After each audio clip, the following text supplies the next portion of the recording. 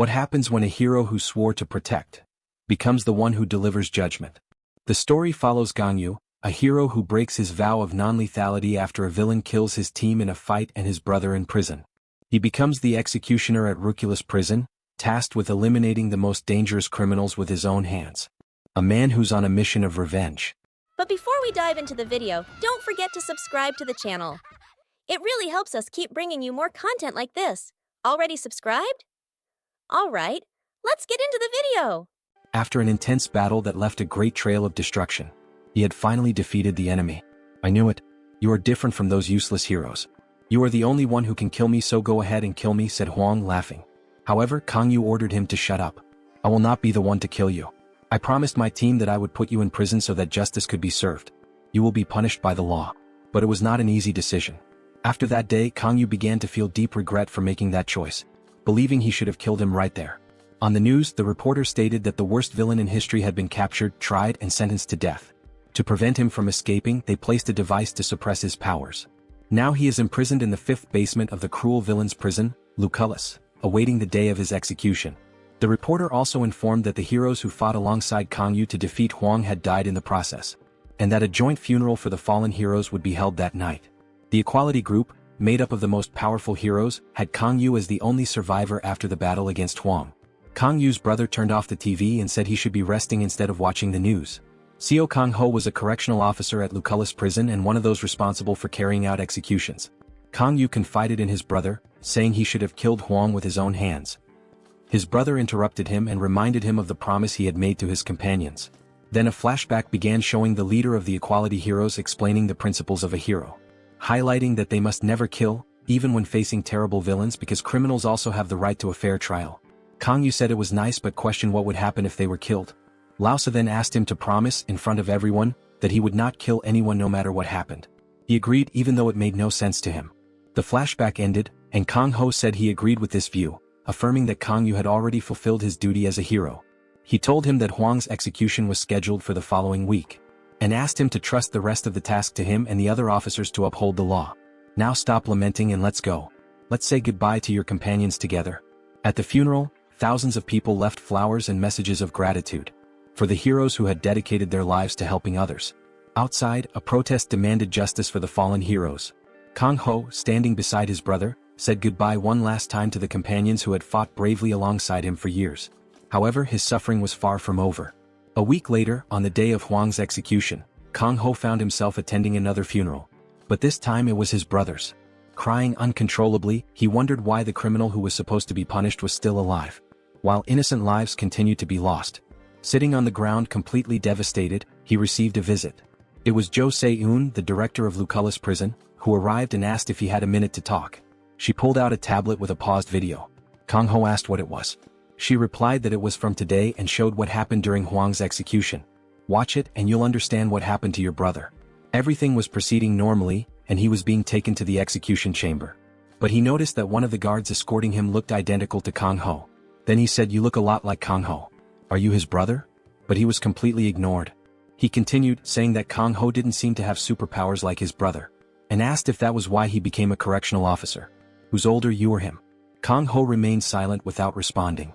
Then Huang asked how it felt to kill someone. "What did you say?" Kang-ho asked, confused. "Well, you're a correctional officer responsible for carrying out death sentences. I bet you've killed several people just like me, haven't you? So how does it feel?" Huang asked again. Kang-ho didn't respond. Then Huang said he thought it was very easy. "Very easy?" Kang-ho asked incredulously. "Yes, very easy. After all, with just one touch they burst like soap bubbles."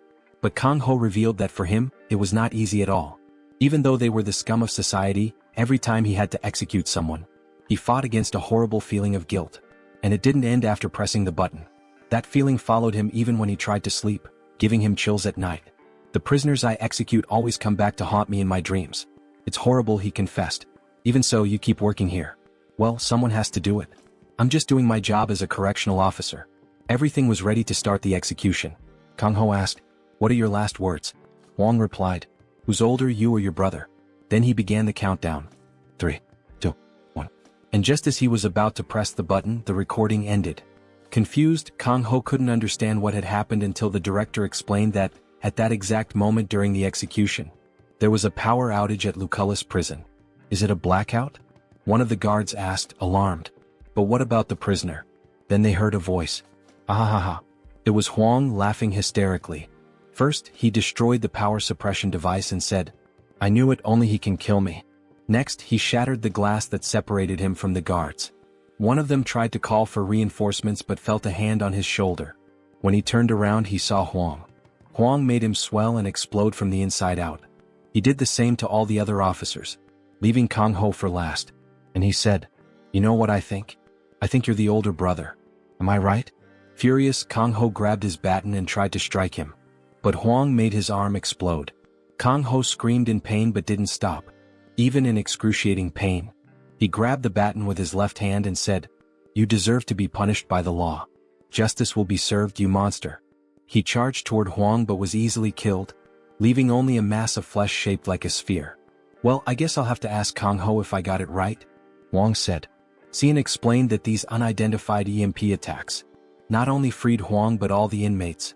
The good news is that they managed to keep everyone inside the prison. The bad news is that the criminals are now without their power suppression devices, and several officers are still inside. He asked who was behind the attacks. The director said they were still investigating and requested a favor from him. Hero Kang Ho, I'm sorry to ask this at your brother's funeral, but could you suppress the rebellion at Ruculus Prison? Kang Ho replied, Yes, but on one condition. My companions and my brother always said that heroes should not kill, only save people, and that only the law can condemn. So allow me to enter as an executor. Inside the prison, chaos reigned. But when the gate started to open, the inmates thought it was the perfect opportunity to escape. However, they were all mistaken. Several inmates were killed in a single attack. Everyone was terrified, wondering how this was possible. Then they saw a mysterious figure appear alone at the entrance that had been opened. He said, Nice to meet you, scum. My name is Kang Ho Seo, your new correctional officer. Some recognized his name. Why is there a hero here? And why is he dressed as an executor? They wondered, puzzled. But they would soon find out. Some criminals decided to take their chances and prepared to attack him, thinking this was the best opportunity they had to escape. After all, he was just one man. So they rushed toward him. However, Kang Ho remained calm and still. When they got close enough, he raised his fist and delivered a punch imbued with his power, obliterating all the criminals in front of him. The remaining inmates were in shock at what they had witnessed. Using the prison's internal audio system, Kang Ho announced, By order of the government, everyone, from the ground floor to the 5th basement, will be executed immediately. The prisoners were outraged and shouted, Execution? What the hell are you talking about? That damn bastard? You're going to kill us? This must be a joke. Kang Ho then asked, What are you talking about? This must be a joke. Kang Ho then asked, Director Xianzhou, I think I'll need to use a bit of force. How sturdy is this prison? She replies, Don't worry, do whatever you want. My prison won't collapse, I guarantee it. Alright, then there's no need to hold back. Hila Song says that Gangyu is bluffing, and that, unlike his former teammates, he's a fraud. I bet you only captured Huang by using your teammates as bait, didn't you? But don't worry, we'll send you to the same place as your friends. He then activates his ability, boosting the determination and physical strength of all the inmates. I'm overflowing with strength, says one of them. Hila Song orders everyone to attack together. However, even with an absurd number of attacks coming his way, Gangyu doesn't appear fearful. On the contrary, he remains calm, waiting for the right moment to retaliate. When they get close enough, with a simple kick infused with his power, he unleashes a wave of death on those within range of his attack. Hila Song is completely shocked. How is it possible for him to kill so many of us with a single attack? But that was only the beginning. Gangyu lifts his leg, focuses some of his energy into his foot and stomps on the ground, sending everyone flying and causing the prison to tremble. The force is so intense that it sends chills down the spine of a prisoner in solitary confinement, who murmurs, It must be Gangyu. Hila Song is utterly terrified. The hero he underestimated was far stronger than he could have ever imagined. But now there was no escape. He would soon be struck by another attack. Gangyu concentrates his power into his hand and activates Mode 1. The inmates try to stop him. But in the blink of an eye, he had already sliced them all in half. Bodies begin to fall, completely lifeless. He then reports to the director that all the inmates on the 1st floor have been executed and proceeds towards solitary confinement. On the way, he wonders how many have already been executed. Dozens? Hundreds? It didn't matter. The work was far from over. Gangyu encounters other prisoners and gives them two choices. Put on the suppression device or die right here. You decide. Angry, one of them rushes toward him. Gangyu activates his ability and delivers a kick straight to the head, completely destroying it. Another prisoner, frightened by the display of power, says he'll put on the suppression device. Then come and take it. The inmate approaches, raises both arms and asks Gangyu to put the device on him. But it was all a bluff. He activates his ability, gathering all his energy into his hands, and releasing it toward Gangyu. Did you really think I'd obey you, idiot? But Gangyu remains standing and scathed. Then he recounts that once Tomo, a hero from Equality, captured a villain who said she pitted those without physical powers, because they'd never understand the adrenaline rush of crushing a skull with their bare hands. But is that supposed to feel euphoric? It feels more like crushing an egg with your fist, he confides. After dealing with the prisoners, he proceeds to the first-floor solitary cell. When he opens the door, he finds a familiar face. I was wondering what all the commotion was about. So it was you, Hero Gangyu. It's been a long time, hasn't it? It was Chiak the cannibal. Do you remember me? Great, so you found yourself another job. Though you don't look too good. Gangyu says, put on your device or die. Make your choice. Chiak removes his mask and says, if I'd known I'd run into you like this. A flashback begins of the day Equality captured him. He was cooking parts of his victims in a pot. Looks tasty, doesn't it? They were just killed and cooked, so it must be delicious. Angry, Gangyu says, you've left me no choice. I'm going to have to kill you. He prepares to throw a punch. His teammates watch until one of them speaks up. Gangyu, please stop. It was Lausa who, despite understanding his anger, begged him not to do it. He then stepped back, furious at not being able to execute a monster like him. Now, back in solitary confinement, Chiak Fildio says he noticed back then that Gangyu didn't seem to agree with his teammate's decision. But Gangyu demands an answer. If you don't respond, I'll assume you've chosen death. Chiak Fildio asks, do you know why I killed those people? Gangyu responds, I'm not interested. In a quick attack, he cuts off Chiak Fildio's head, but it was only an illusion. Chiak Fildio continues, as I was saying, I did it so they would remember me.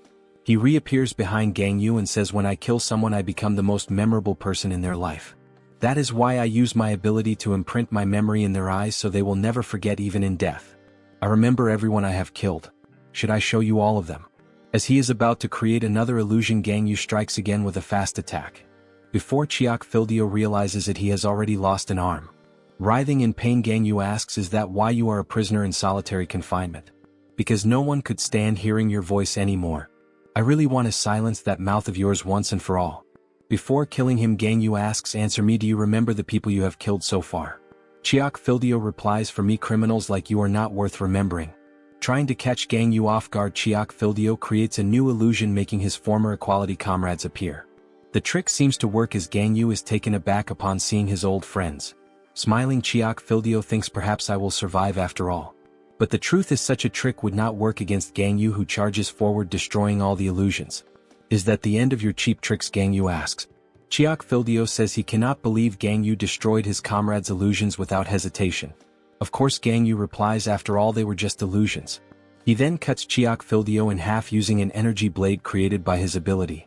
Gangyu looks down at him as he is dying and says, I do not know if you noticed, but I am no longer a hero, I am a prison guard.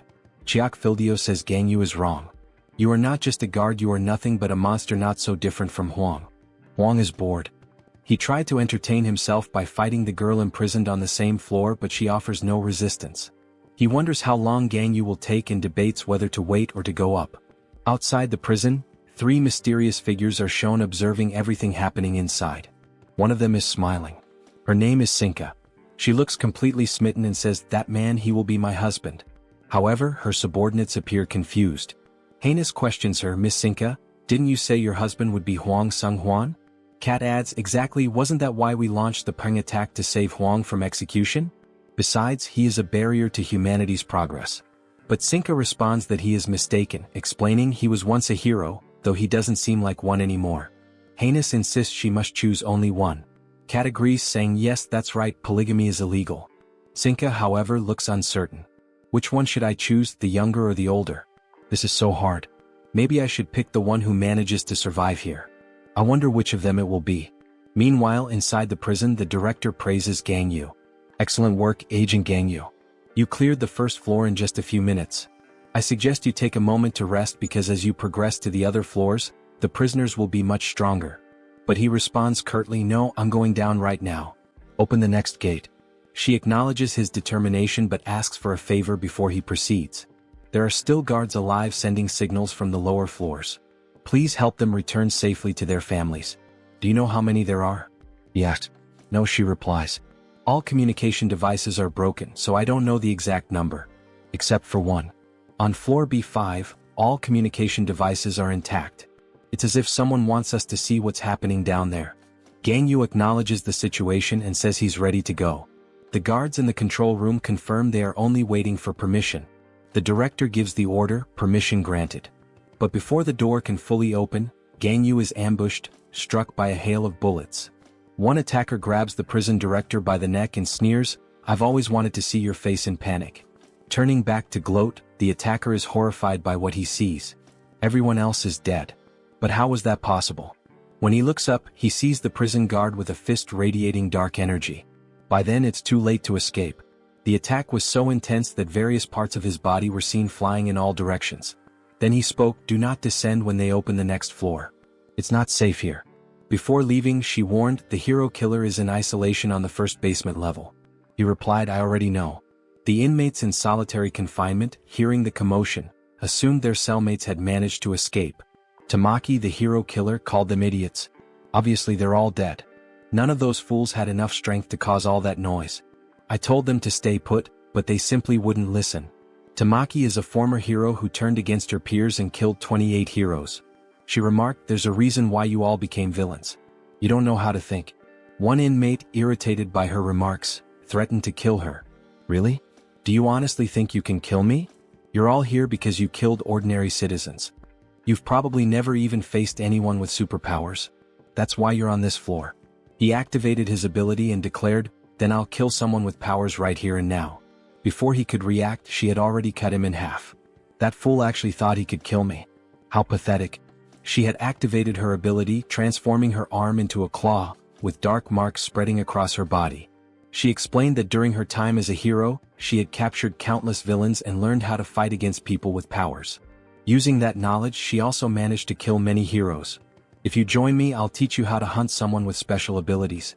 And most importantly, I'll reveal the abilities of the hero Gangyu.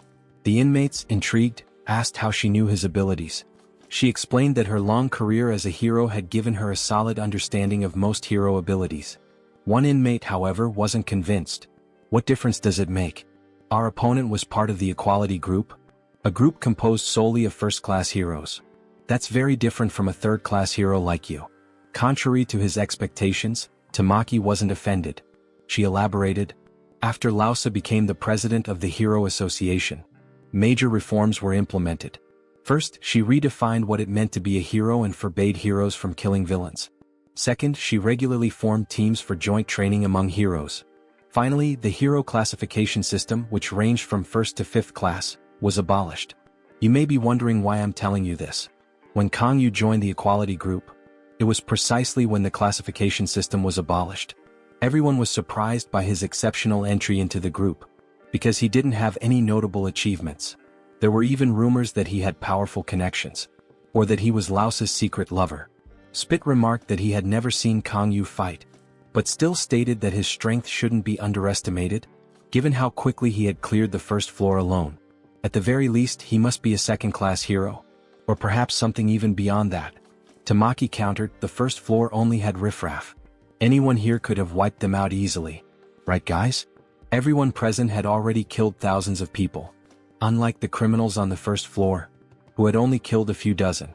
Spit himself had murdered more than 6,000 people, before finally being captured. Tamaki concluded, I'm not saying Gangyu is weak. He is undoubtedly very strong. But I know his weakness. That's why I'm convinced we can defeat him. Why are you all so tense? Do you have any other choice but to trust me? Decide quickly, he's probably almost here. Everyone agreed, but Spit remained silent. She then asked, are you sure you won't join? Fine, I'll fight you too. What's the plan? Centuries ago, when superpowers began to emerge among humans, Researchers started studying the phenomenon and eventually classified abilities into three main categories: physical abilities, which allow a person to transform or enhance their body; creation abilities, which allow the creation of shields, chains, illusions, and other objects from absolutely nothing; and finally, special abilities, which don't fit into the previous two categories. Tamaki shared that she had seen Gangyu during a training session back when she was a hero. He was facing the training robot HR-12, and it was then she discovered that his ability belonged to the physical category. Moreover, she has the perfect strategy to defeat him. She managed to convince everyone to follow her plan, coordinating from afar. As soon as Gangyu arrives, he begins to be attacked. But his physique is so strong that it's not worth dodging for him. This was part of the plan. So one of the prisoners takes advantage of the attacks to attach 30 power-suppressing devices to him. Everyone celebrates, thinking the plan worked. But Tamaki's strategy has three flaws. The first is that she underestimated Gangyu's strength, and he easily destroyed all the devices. He asks to proceed with Plan B, which was to use hostages, but that was her second mistake. She assumed his ability was only physical, but it was also special, allowing him to easily save the hostages, killing all the prisoners and leaving a pool of shattered bodies and blood in his wake. Her third mistake was assuming she was dealing with a hero. He's an executioner. The prisoner who was helping to coordinate the attack from afar gets frustrated with the plan's failure and starts insulting Tamaki. Out of patience, he kills him. "Who do you think you are to speak to me like that? Do you think we're on the same level just because we're on the same floor?" He says a mediocre criminal like him wouldn't understand. But 30 power suspension devices should have been more than enough to seal the power of any first-class hero. How did he destroy them so easily? Irritated, she tries to attack the guard she was holding hostage. But before she could touch him, her hand is severed. And when she looks back, there he is. Gangyu asks, "What are your last words?" Tamaki asks if it's true that all the heroes of equality, except for him, died during the battle against a villain. He answers, "Yes, it's true. Then Tomo also died. I told her not to become a hero. What a disobedient little sister, she never wanted to listen to me." Gangyu stays silent, just listening. She then says that she doesn't believe he killed people, while still part of equality. Do the other heroes know about this? You more than anyone know how hard Lausa fought to change the hero industry. But you undid everything she worked for. She would be disappointed with what you've become. Gangyu then comments that her last words were too long. And thus, a new flashback begins. There's something wrong with the hero industry, was the first thing Tomo felt when she became a hero. When heroes found themselves in situations with hostages, they felt comfortable sacrificing the life of a citizen in exchange for killing a villain, as they all received legal immunity, which freed them from punishment. But there was a noble reason why Tomo became the hero known as Bliss. She had become a hero for the sake of her younger sister, who had no powers and was completely dependent on her. But Tomo was extremely narcissistic, and when she killed for the first time, she felt an addictive sense of superiority, and from that moment on she never stopped. Villains, citizens, heroes. She killed anyone who crossed her path without discrimination. But the murders she enjoyed the most were those of the weakest heroes. She loved the look of surprise on their faces. They all begged for mercy. But that only drove her even more insane. However, no crime remains unpunished for long. One day Tomo, to understand why her sister always arrived late, smelling of blood, followed her, and ended up witnessing what her older sister had become. Tomo, completely insane, asked if her sister wanted to join her, saying the feeling of killing was so good and she should try it. But Tomo, deeply saddened by what her sister was doing, awoke a hidden power that allowed her to chain her. Tomo managed to escape, but her sister didn't rest until she brought her to justice. And that's how she ended up in prison. And her sister became one of the most powerful heroes. She asks if her sister died without suffering. He says that when he found her, she was crying and calling his name before she died. Tomo regrets asking, feeling guilty for her sister. She then activates her ability, completely transforming her body, and charges at Gangyu, striking his chest, or so she thought. But he had dodged using his ability, and was right behind her, emitting a murderous aura. Tomo tries to turn quickly to attack him, but he kicks her, sending her crashing against the prison wall. A thick smoke forms due to the impact. However, she doesn't give up, and uses the smoke to try to surprise him, but it's futile. He delivers a punch to her stomach, causing her to cough up blood and deactivate her transformation. He says he is saddened by the fact that he'll have to kill the sister, that his teammate loved so much. Tamaki says he doesn't need to do this, and starts begging for her life, saying, "Did you forget what you promised Lausa?" Gangyu replies that he's no longer a hero, and asks what she did when her victims begged for their lives, exposing her hypocrisy, and kills her without any remorse. Gangyu's attacks are so powerful that they echo even outside the prison. But what he couldn't have imagined was that he was accidentally making someone fall even more in love with him. For some unexplained reason, Huang is carrying a mysterious prisoner from the 5th floor, until there's a new tremor, and there's no doubt it's Gangyu. He decides to go up to find him, but is surprised by an attack that throws him against the prison wall. The mysterious figure then says, "Are you bored, boy? Then let Grandpa play with you." Huang scoffs, saying, "Wow, what a scary grandpa." The guards monitoring the 5th floor call the director. She notices they're scared and asks what's happening. They tell her that prisoner 001 just found Huang. She comments that this is good news, since it means one of them is sure to die. She says she's personally rooting for Kingston to win, since he's not as dangerous as Huang Sunghuan. But she wonders, why is he keeping that prisoner in the air? Huang then speaks. "So, you want to play with me, Grandpa?" Kingston replies, "Yes, but I don't want to." Kingston then says, "Don't want to? But I would love to play with you." Then a flashback begins. Kingston was the first criminal to be imprisoned in Ruculus, and he is the longest-serving prisoner. But unlike most prisoners in the 4th and 5th basement levels, who were incarcerated for killing millions of people, Kingston only killed 3 people. His first victim was the most powerful and vile villain of his time, known as Caracas. The other 2 victims were simply the most powerful hero duo of the time, Clark and Hilo. The world was shocked. He simply appeared and killed the 3 people considered the strongest in the world. However, he didn't seem happy. "I killed everyone who was considered invincible. Does that make me the strongest person in the world? How disappointing." His disappointment was so great that he surrendered and allowed the government to capture him. As far as is known, he only killed those 3 people and voluntarily gave himself up. Since the government and the Hero Association didn't get along at the time, these 3 factors allowed his execution to be delayed for 30 years. Huang says he doesn't want to play, but Kingston says, "Don't worry, kid, I'm not going to kill you. We're just going to play a little. I don't stomp on young ones before they've had a chance to grow." Huang decides to give it a chance and agrees to play. He then activates his ability, levitating the bodies of all the prison guards around him, and crushing them into spheres. He throws them toward Kingston. But even though he's old, Kingston still has extremely sharp reflexes.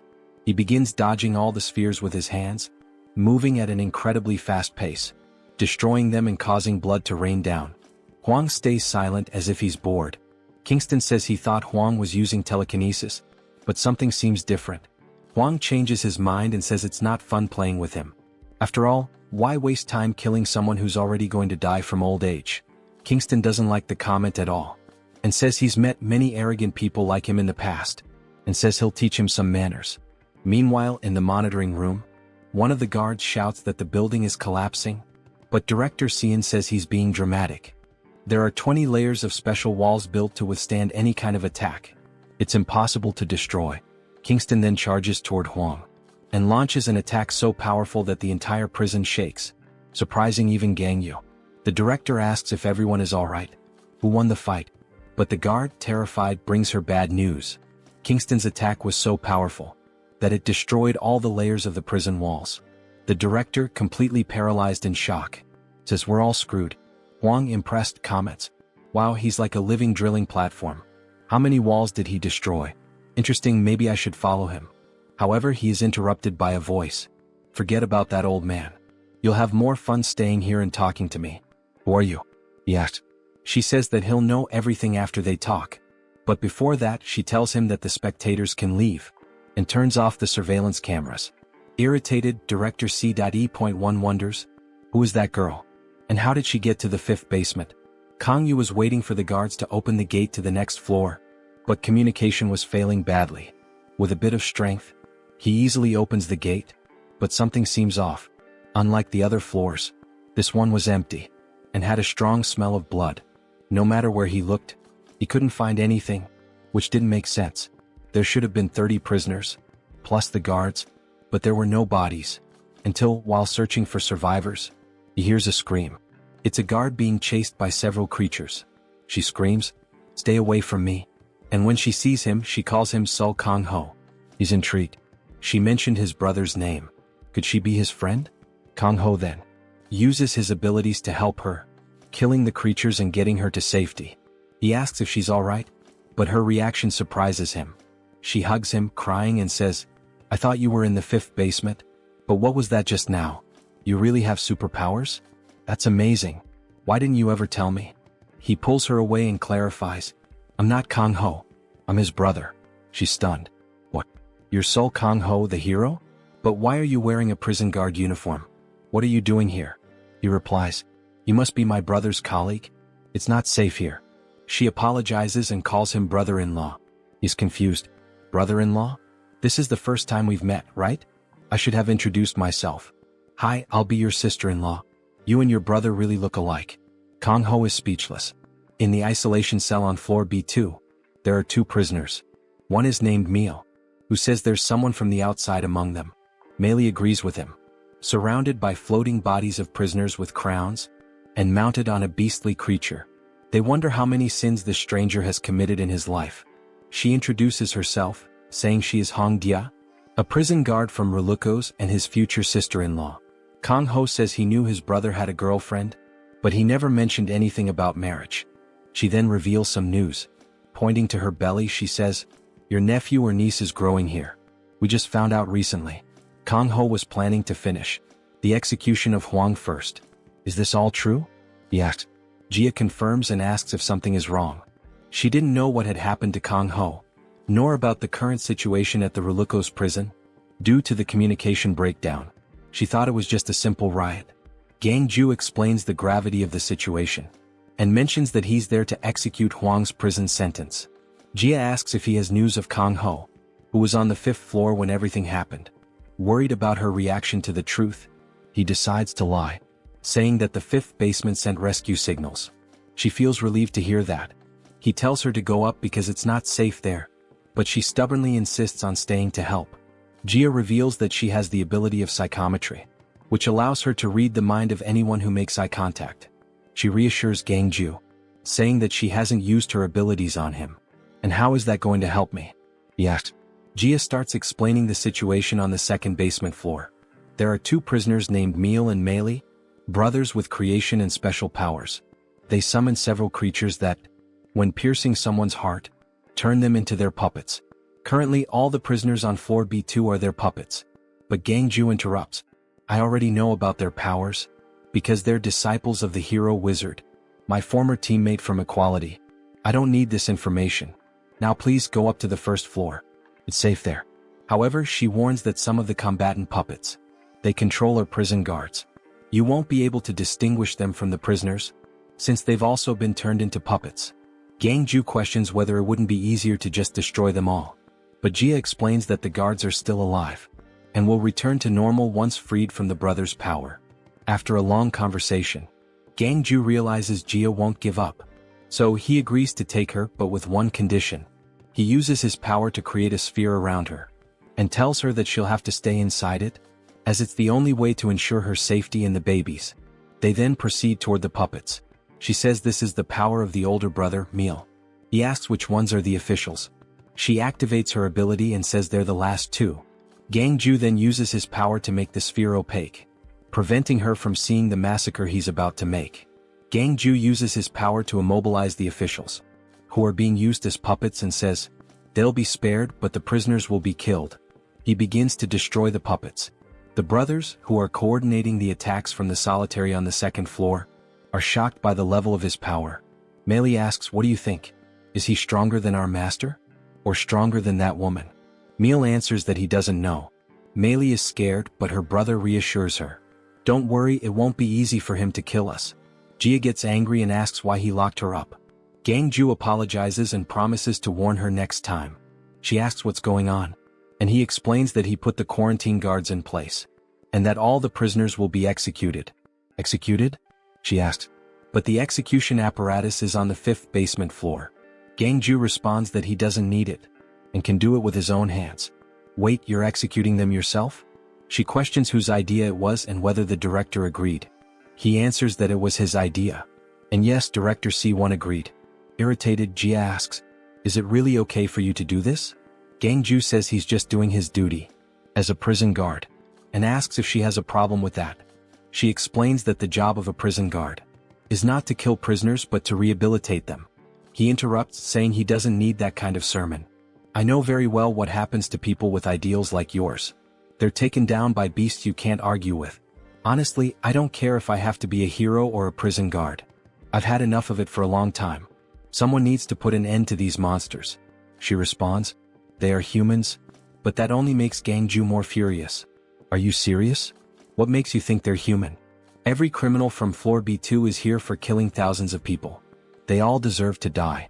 In the past, there was debate about abolishing the death penalty, due to the chance of wrongfully executing an innocent person.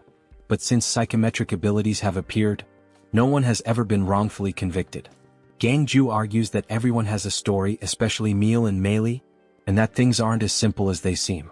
But Jia responds that everyone has a story to tell, even the victims who also have their own history.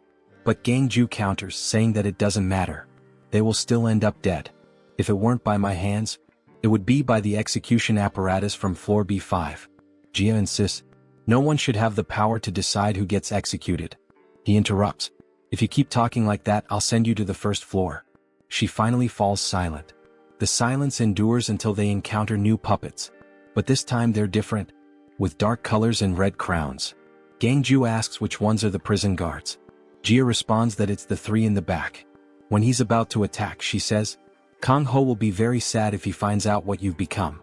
This deeply affects him. As he destroys the puppets, he remembers his partner and brother, and all the conversations they had about idealism and pacifism. In the end, they were just words, impossible to apply. At the peak of his anger, he activates the 5 mode, which creates multiple energy spheres, exploding all the puppets in his path, making blood rain down. Sinka, who has been observing everything, comments that he's becoming colder and colder. When Kang Ho is about to face 3 more puppets, something surprises him. With crowns on their heads, they say, "Welcome, stranger." It was Meal and Meili, with a terrifying creature holding the gate open. Kang Ho responds, "I can't believe you're coming to me on your own. That just makes things easier for me. Release the officers from their abilities, and you can leave without feeling any pain." Meal asks if there's really an option where he won't kill them. Kang Ho explains, "On the previous floors I gave the prisoners 2 choices. Use the control device or not. But the monsters who killed countless people are from the 2nd basement floor and below. They have no choice but to die. I heard you're my professor's colleague, and the woman who caught us. You definitely have a different atmosphere from her. You'll surely go to hell. Let's see who goes to hell first." Meal proposes a deal. "If you promise to let us go, we'll free everyone from our abilities." Kang Ho refuses. Jia tries to intervene. "Activate the suppression device, or things are just going to get worse." They refuse. Kang Ho tells Jia that there's no chance this will work. "I won't negotiate with monsters." Meal insists, "I don't want to fight. Please listen to my side of the story." But Kang Ho isn't interested. Jia tries to convince him to resolve things peacefully. He tells her to be quiet and makes the sphere opaque again. He traps the 2 using his power, but realizes it was just another trick. He crushes the prisoners and heads toward the solitary cell, destroying all the puppets in his way. Meal and Noel panic, summoning several creatures to try and stop him, but nothing can hold him back. Noel asks Neil how much time was left to destroy the wall. He replies, 10 minutes. Before she could summon more monsters, something unexpected happens. Kang Ho had destroyed the floor and reached where they were. "This is the end. Disable your abilities and I'll give you a quick and painless death." Kang Ho, undeterred by the sudden appearance of the shield, looks at the figure in front of him with a mixture of surprise and disdain. The Mago, despite being previously killed in the battle against Huang, stands tall, emanating an aura of power and defiance. He speaks with a calm yet commanding tone. "I won't let you execute them, Kang Ho." Kang Ho narrows his eyes, analyzing the situation. "You were supposed to be dead," he mutters, clearly frustrated by the unexpected intervention. The Mago's voice carries an air of authority. "Some deaths aren't as final as you think. I've returned to stop you and I'll protect them at all costs." Meal, still trembling with fear, can barely comprehend what's happening, but Ma Eli, in a mix of disbelief and relief, begins to feel a spark of hope. Kang Ho, now faced with an unexpected obstacle, remains calm, but there's a hint of fury in his eyes. "You shouldn't have come back," he says through clenched teeth. "You have no place here." The Mago's shield begins to glow brightly, signaling that he is prepared to stand his ground whatever the cost. "I've always had a place here, Kang-ho. And today that place is between you and these two." A tense silence falls as the two powerful figures stand against each other, each preparing for the inevitable clash. Kang-ho takes a step forward, the air thick with tension. "Then I guess I'll have to deal with you first." The fight is set. Kang-ho, at a crossroads between his emotional turmoil and his unwavering duty, takes a deep breath, his mind racing. He looks at Jia, his expression hardened. "I understand," he says, his voice cold and resolute. "But we can't just ignore the fact that their past is still tied to this. That magic, that shield, it's not just about protecting them. There's something deeper going on here." Jia gives him a thoughtful look. "Maybe, but no matter what they've gone through or the reasons behind their actions, they are still responsible for the countless lives they've taken. You know what that means?" Kang-ho clenches his fists, feeling the weight of his decision. The memories the Mago left behind, the shield, and now Jia's insistence that justice be served, they all weigh heavily on him. "You're right," he mutters. "But something about all of this feels wrong. I can't shake the feeling that there's more to this story than just execution. I need to know what happened to them. And why." Jia doesn't say anything at first, her gaze steady. "Then you know what you need to do." Kang-ho looks back at the Mago, whose face is still a mask of calm determination. "Fine," Kang-ho says, his voice no longer cold but filled with a deep uncertainty. "But don't think for a second that this means I'll show mercy to them. If they have a story, then let them tell it and I'll decide from there." The Mago nods, understanding the burden Kang-ho carries, and steps aside. "Go ahead," he says with a flicker of sadness in his eyes. "But be prepared. What you find may not change your mind." Kang-ho steps toward Meal and Meili, his mind torn between the past and the present. As he stands before them, Meal, kneeling and trembling, finally speaks. "You're right. We killed. But there was a reason. We didn't want to." "Enough," Kang-ho interrupts, his voice firm but not without a trace of sympathy. "Tell me everything. Now." Meal and Meili exchange a look, the weight of their actions and the consequences of their choices hanging heavy in the air. And as they begin to tell their story, Kang-ho listens, not knowing that the truth of their past might just change the course of everything. The memories that Jia reveals grow even darker as Meal and Meili's story unfolds. The auction scene is one of the first chapters in a life marked by suffering and exploitation. Innocent and defenseless children, sold as commodities, with their special abilities being the only value they had. The man who bought Meal and Meili sees a potential in them that goes beyond their physical or creative abilities. Their true nature, still hidden, is about to be revealed. When the woman says the children have the power to summon both angels and demons, a glimpse of their true strength begins to emerge, something they don't fully comprehend at that moment. The attack on the auction house, and the appearance of the hero mage and his assistant, Lifos, opens a new door for the twins. The mage's intervention, protecting everyone with a green shield, frees them from the desperate situation they were in, and the promise of teaching them magic offers a chance to escape the life they were leading. The lessons on summoning begin, and the mage reveals the secret of his own magic, the ability to visualize and imagine the creations in his mind. Meal and Meili, with their souls marked by images of their parents, begin to summon beings of pure energy, an angel for Meal and a demon for Meili. The mage watches, surprised by what these children are capable of, and sees in them immense potential. But their connection to heaven and hell, concepts so familiar and meaningful in their lives, reveals a greater truth about what drives them. A quest for justice, for a world where the good are rewarded and the bad are punished. The mage, while recognizing the strength of these young ones, seems to glimpse something more in their destiny. He believes they are superior to anyone else, perhaps stronger because of their own pain and experience. The story of the twins is, therefore, not just about power. They aren't simply seeking to improve their abilities. They have a greater mission, perhaps unconscious, to make the world a better place. And this, perhaps, is what truly defines them. However, what becomes clear to Kang-ho upon hearing Meal and Meili's story is that as tragic as their lives may have been, the choices they made now are undeniable. They may have been victims in many ways, but they were also agents of destruction, and this cannot be ignored. The dilemma about executing the twins now weighs even more heavily on him. One day, Lifos brings a message from the Hero Association, asking for the mage's help. He is confused, wondering why the association is now reaching out when they had ignored his ideas in the past. They inform him that Eswed has appeared near Finland. The mage is alarmed, thinking that they should have immediately sent the equality group. He questions their decision-making, frustrated by their lack of action. The mage then asks Lifos to call Meal and Meili. When they approach, Meili hugs him, begging him to stay, while Meal asks when he will return.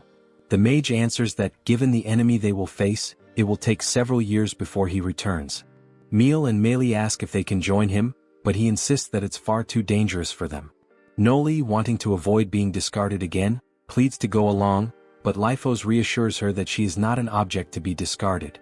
Before leaving, the mage casts a spell on the twins, marking their abilities in their clothing as a gift and tells them to go to the shelter, where they will be well taken care of. He assures them that there will come a time when they will meet again and that they should grow strong in the meantime. However, after bidding farewell to their master, the twins do not go to the shelter.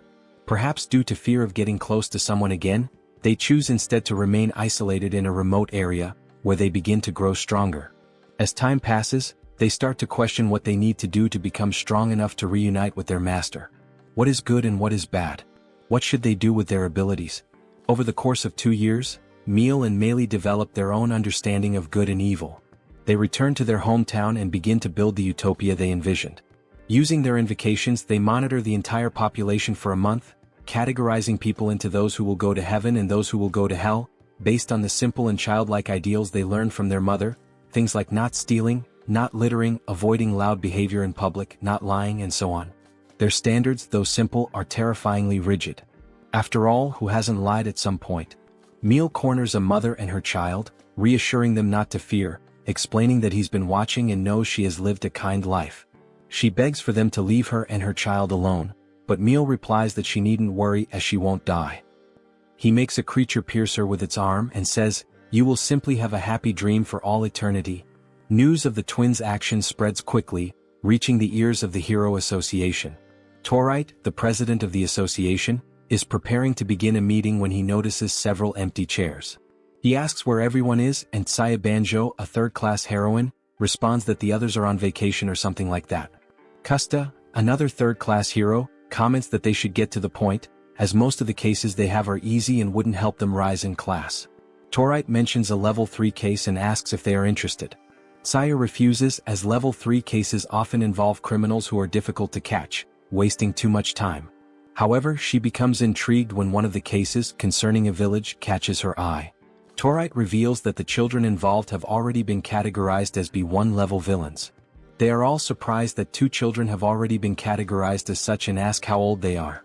The president responds that they are about 10 years old. Kusta comments, saying that they are very young, probably not even in puberty yet, but they have already taken control of an entire village. He speculates that when they grow up, they will likely be at level B2 or even B3. He questions whether they should just wait for them to grow. The president reassures them, saying it will take 5 years or more for that to happen. They agree, but Torite adds that there's an interesting fact about these children. They are apprentices of the hero mage. Saya suggests asking the mage to deal with the mess, but Kusta tells her that the hero mage is occupied in Finland dealing with the villainess Swad. Saya then suggests that they just wait until he finishes. Suddenly, a mysterious figure, who has not spoken until now, raises her finger and everyone looks in her direction. Her name is Keitu, a third-class heroine with summoning abilities. She asks for permission to go there, and Torite sends her to handle the situation. Upon arriving, Keitu is shocked by what she sees. There are red and yellow halos floating over the city. "What a beautiful sight," she comments. Meanwhile, Meal and Meili are watching the scene through a crystal ball, observing the intruder closely and trying to discern her intentions. As Keitu enters the city, she encounters the twins' puppets. While taking a selfie, she wonders if there's a special type of power at play, if they've been brainwashed or if they're just sleeping. She comments that they don't seem dead but questions what this could be. However, just as she's about to take another photo, Meal and Meili transform the puppets into their own bodies and ask the intruder what she wants. Keitu is impressed and remarks that those with special powers are incredible. She asks what else they can do. Meal asks her to answer their question, but Keitu, curious, asks if the mage knows that they are categorized as having special abilities, since as far as she knows, he only accepts apprentices who are summoners. "You've deceived him, haven't you?" Meal, intrigued, asks, "Who are you really?" She introduces herself, "My name is Keitu and I'm your senior." Meili responds, "The only senior we have is Lifos." Keitu then asks, "The mage didn't tell you about me?" She proceeds to tell a brief story. I really like sharp things. The mage told me that if I wanted to train in attack magic, I would also need to learn defensive magic. But defensive magic wasn't my strong suit, so I didn't listen to him. After that, he slowly stopped paying attention to me. He abandoned me. He's so cruel. The mood becomes tense as Keita begins shouting, yes, he's so cruel. Meili, seeing her become unhinged, tells her brother that she is scary. Keita continues, he said I was talented in magic and always smiled and praised me, but then he abandoned me. He's so cruel. Frightened by her behavior, Meil asks her to leave, but Keita has other plans. She summons several sharp objects and starts attacking. Meil yells at her to stop, but it's no use. Keita begins killing everyone under the influence of their abilities, hoping this will make the hero mage remember her again. As she kills, she laughs maniacally, finding the act thrilling. Meil and Meili manage to return to their bodies safely, and upon looking into the crystal ball, they realize that the utopia they had been building is being completely destroyed by this madwoman. With every person she kills, the sensation becomes more addictive to her. She jumps among the bodies, overjoyed, saying she never imagined it would feel this good and that she needs more. Just as she's about to kill another person, Meil and Meili appear and activate a shield to protect the individual. Keita is impressed. Wow, defensive magic. You did a good job learning from the professor. This magic is pretty strong, but your attacks still need a lot of work. Meili screams furiously, you're definitely going to hell. She tells Lausa to show more respect since she's their senior. Lausa then explains that she always wanted to use her abilities in places full of people but couldn't do so because even as a heroine, she'd definitely be arrested. She says that she never got the chance to fulfill this dream. However, now the situation is perfect, and she thanks Meil and Meili for giving her the opportunity to realize this wish, since all the blame for what happens will fall on them. She then raises her hands to the sky and says, I guess I can summon it. They stand frozen, unsure of what to expect from this crazy woman. Then she screams and a massive dagger appears in the sky. Bloodied but satisfied, she declares that she succeeded. The power of imagination is the most important thing for a summoner. The experience and feelings she had after killing numerous people had helped summon an even greater power, improving her ability. She says she's never been able to summon something this big before. So big, so cool, all thanks to you too. Just as she says goodbye and is about to launch the massive dagger at them, something devours her, leaving only her arm behind. Meil is shocked and Meili has the same experience. She sees Keita as a terrifying demon, and her own ability also grows stronger. Fearful, she turns to her brother and asks, did I just kill someone? However, Meil quickly reassures her, what you killed wasn't human, it was a demon. A year later, Meil and Meili have created an even larger utopia, expanding their domain, now being recorded as a new case at the Hero Association. They are now categorized as level B2 villains. The mage, upon discovering this, is incredulous. The president mentions that he's heard they were his disciples. The mage asks what happened to them, and the president responds that it's a question he should ask himself. He then says he needs to go there now, but Taraiti tells him that he isn't authorized to go. This case won't be assigned to you, he says. The mage asks why, and the president replies that he had specifically asked the mage to kill Aswad, but instead the mage captured him and handed him over to the government. There's no reason for me to let you do whatever you want, he adds. The mage, furious, says there's no point in talking to him anymore and prepares to leave. Taraiti, however, isn't going to let his authority be disrespected so easily. He uses his power on the table, attempting to intimidate the mage. But the mage doubles down, telling him to shut up and calling him a lunatic obsessed with power. In the midst of this imminent confrontation, a calm voice interrupts. Instead, I'll go, says Lausa, the third-class heroine. The president is pleased with the idea and gives her permission to go. But the mage, unsatisfied, says that he already said he's going there himself. Lausa approaches him and says, Mage, you can trust me. I won't hurt them. I promise I'll bring them back safely. Now in the city, inside one of the buildings, Meil looks into the crystal ball and says that they have visitors. So, how many sins has the outsider who came this time committed so far? He asks. Upon arriving in the city, Lausa comes across 3 floating bodies with crowns on their heads. Upon closer inspection, there's no doubt. They were heroes who had accepted the mission before her but had failed to stop Meil and Meili.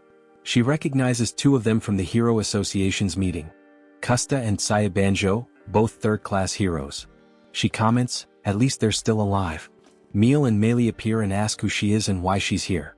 Lausa introduces herself as a heroine named Lausa and says she's there to bring them back. The fact that she's a heroine irritates them, as they're already tired of dealing with heroes. Without wasting any time, Meili summons several demonic creatures and says, "If you don't leave, you'll be sent to hell." Lausa calmly replies that it's fine, she'll leave, but in exchange, she asks that they accompany her. "Let's go back together." The creatures begin to combust and disintegrate, which scares them. What kind of ability is that, they wonder. Lausa explains that they have kind hearts and that she never felt any murderous intent in their attacks. Lausa, still approaching Meil and Meili, expresses her disappointment that they had bad experiences with heroes. She says that if the people who came to them were truly good heroes, the situation wouldn't have gotten so bad. She then comments, "It's strange, isn't it? You think what you're doing is right, but so many people are coming to disrupt your plans." Meil asks her not to come closer, but Lausa reassures him, saying she won't hurt them. However, she repeats that what they're doing is wrong. "Your professor is really disappointed, you know?" Meili, curious, asks, "Has the master really returned?" Meil, more skeptical, tells his sister not to believe these lies so easily. Lausa then extends her hand and says, "I'm not lying. Release your abilities and come with me. It's time for us to find the hero mage." Meil and Meili, feeling a warm and incomprehensible sensation coming from Lausa, decide to trust her. On their way back, Lausa encounters someone and says, "I knew you would follow me." It was the hero mage. Meil and Meili rush to hug him, excitedly telling him they do have special type abilities and never told anyone because their mother asked them to keep it a secret. They apologize for lying. The mage, surprised, asks, "I only accept summoners as apprentices? Who told you that?" Meil explains that a heroine named Kate claimed to be his apprentice and told them that, but the mage reveals that he never had another apprentice besides them in Lifos. "I met her once at the association and gave her some advice." The mage then decides to talk with them to understand what happened during the 3 years he was away. Meil and Meili share how they worked hard to grow as good children and how others didn't understand their efforts to make the world a better place. The mage, thoughtful, looks at the children sleeping. Lausa asks if he's done talking, and the mage asks if he can leave the children under her care. Lausa responds that, although they didn't kill anyone in the village, they still held thousands of people hostage and killed a hero. It would be hard for them to avoid the death penalty in court. The mage argues that they simply strayed from the right path because they were young and have already released their abilities. "If you trust them, I'll help them understand what they did wrong." Lausa, however, responds that unfortunately she can't do that. "You yourself said they're just children." She then explains that she doesn't agree with the situation, but the law changed by the president of the Hero Association allows the execution of children under age. Even though we don't agree, the law is the law and must be obeyed. Besides, a hero's job isn't to rehabilitate criminals. The mage seems unconvinced and Lausa adds, "I know how you feel. The world has many problems, but would you be willing to work with me from now on?" "But what does that have to do with the two of them?" he asks. Lausa then reveals, "I want to change this world." Impacted by what she says, the mage sets a condition: don't let Meil and Meili die until they become adults. He asks permission to use his ability on them. She agrees. Thus, the mage's ability will protect them from any danger until they reach adulthood. Before they reach adulthood, they will have changed the world. Finally, the flashback ends and we return to the present day. Gangyu is deep in thought, and Dia tries to speak with him but he doesn't respond. It is then revealed what Gangyu was thinking. He was with his brother, and a third person remarked that she had heard a lot about him and dared to ask, "Will you change the world with me?" Gangyu, still silent, stands up and looks toward Meil and Meili. Meil, fearing that this silence means he won't spare them, begins to justify their actions. "We just judge people based on our rules.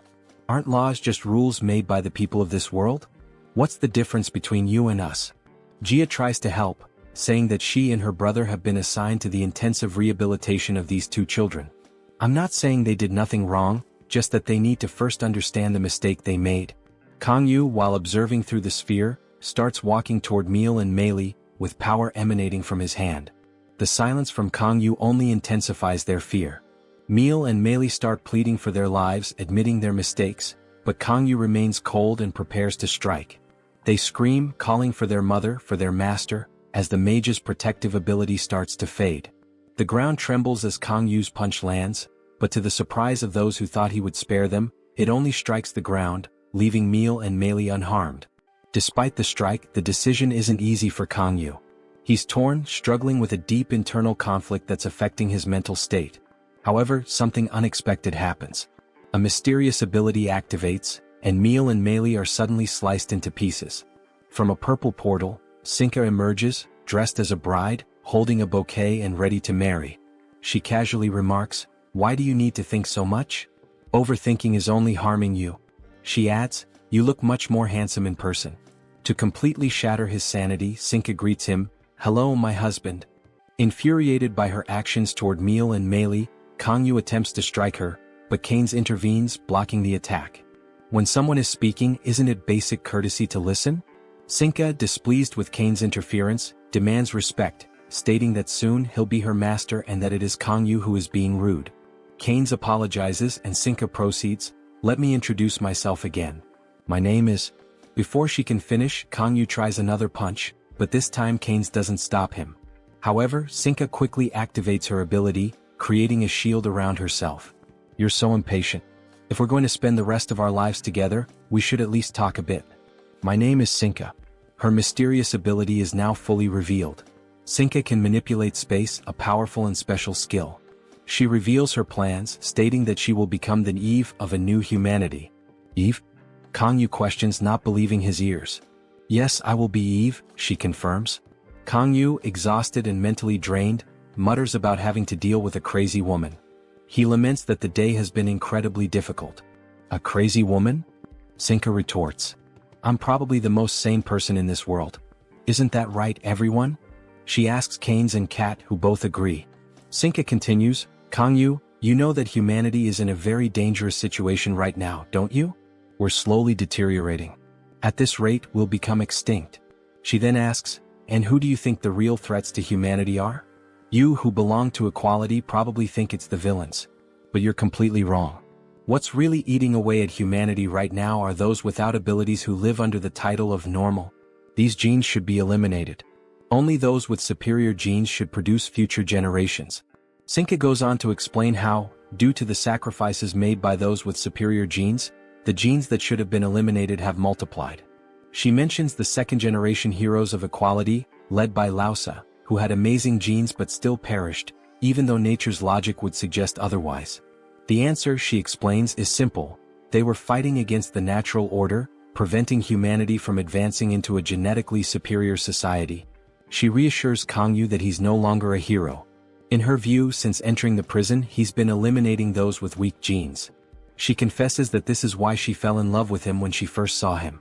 She tells him that the prison of Ruculus is a meeting point for superior humans, those who will form the new humanity. These superior beings were unjustly imprisoned for killing inferior humans. After we rid the world of all the heroes who hinder the evolution of humanity and all the inferior humans, we will build a world where only people with strong abilities exist. A world of nothing but alphas. Sinka notices that Gangyu is unusually quiet and says, "Don't worry. If strong heroes change their minds and join us, we'll include them in the new humanity. We're not that rigid," she reassures him. Gangyu reveals that he tried to kill only criminals, then looks at her and says, "But it seems that killing is inevitable." Sinka misinterprets his words, thinking he's referring to something sexual, which embarrasses her. Her bodyguards comment, "Miss Sinka, I don't think he's talking about what you're thinking." She responds, it's fine, but we'll leave that for later. We'll do it when we're alone next time." "Miss Sinka, he's not referring to the same thing as you," they repeat. She tells them to be quiet, declaring, "You don't know anything." Then she points at Gangyu and declares that he is Adam, excited about how their children will turn out, as they will be responsible for leading humanity. But she admits that he wasn't her first choice. "In the beginning, I thought of Juan as Adam and I used an electromagnetic pulse to save him. But the security of this prison was stronger than I thought. No external attack could do anything against it. That's why, after we obtained the building's internal map, we used a customized electromagnetic pulse and detonated it from the inside using my ability." She reveals that she spoke with Juan afterward and learned that he's still a minor, and his abilities would only fully develop after puberty, so she'll have to wait a while. But time is precious, and just like her name, Sinka, meaning full of imagination, suggests she had an idea. While waiting for Juan to become an adult, she could begin working with Gangyu for the good of humanity. She proposes that when Juan matures, they can work together to pass on their superior genes and asks if he's willing to join her. "You two can reconcile and become a family without blood ties, isn't that great?" Then she asks, Do you understand what I'm saying? Furious, Gangyu asks, so it was you who attacked with the electromagnetic pulse?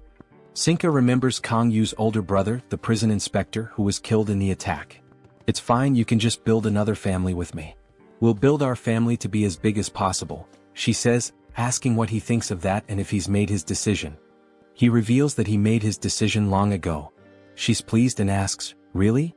He approaches the barrier and says, I take back what I said about killing being inevitable, and as he destroys the barrier he adds, I'll make this as painful as possible. I'll tear you apart and break every bone in your body. Kate says, that's the same as killing. Canis comments, this doesn't look good. However, instead of being scared, Sinka again misinterprets his words as sexual and responds, wow, how can you want to tear me apart like that? She adds, what a great idea, a lover's fight. A great way to get to know each other. As Gangyu destroys her portal, she becomes even more excited. He tries to attack her, but with a simple move she opens a portal and sends him somewhere else, reappearing in the air above the prison. Smiling, she asks him to wait outside for a moment, and as she closes the portal, she suggests he cool off before coming back. However, she underestimated Gangyu's power. In the blink of an eye, he activates his ability and falls like a meteor into the prison, reappearing before them. Sinka is impressed by his display of power. Gangyu wastes no time and attempts to kick her, but soon hears a laugh. It's Sinka who used her ability to open a portal and evade his attack. Determined, he tries again, but she teases him, saying, it's like we're playing hide and seek, while for him it feels more like tag. She disappears and he ends up striking the ground, leaving a massive crack. Sinka opens another portal and taunts him, I'm here, come and get me.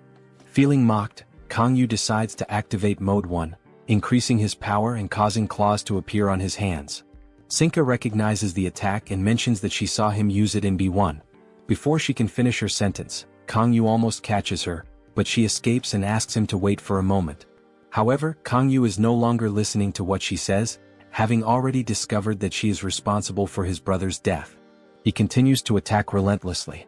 He finds an opening and almost lands a blow, but Cat suddenly appears, meowing in his ear, completely immobilizing his body. Sinka becomes irritated and asks, Cat, why are you interrupting now when things were finally getting better? Cat responds, if I hadn't done that, you'd be dead. After this, Gangyu grabs her head and slams it into the ground repeatedly, using his power. Sinka and Canes watch intently as nothing is left but a large pool of blood.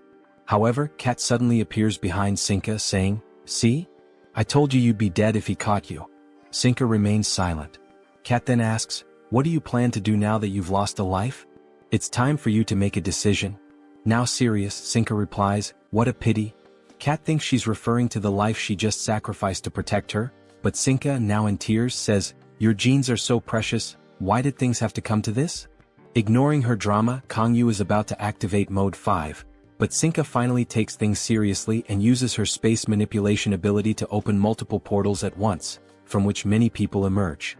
This leaves Gangyu stunned. Sinka, still a little sad that he doesn't want to be her ally, introduces the people who will be responsible for creating the new humanity, starting with the prisoners of the third sublevel. A Swede, someone with creation powers, appears, complaining about not having been the one to end the mage's life. Then Ho, a woman with physical abilities, appears, questioning who will dominate her now. Next is an elderly man named Friachua with physical abilities, complaining about being there and asking if it was really necessary. A young man named Natura responds that there's nothing in this world that isn't necessary.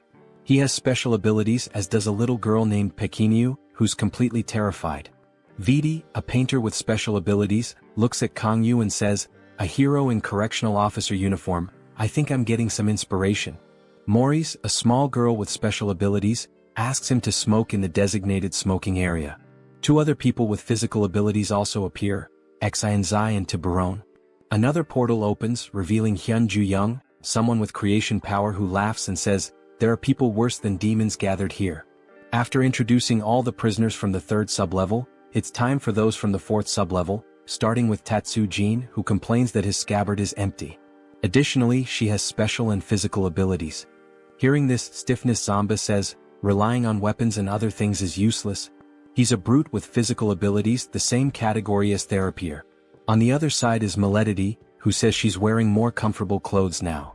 She has both special and physical abilities, and standing beside her is Hero, someone with special abilities and quite silent.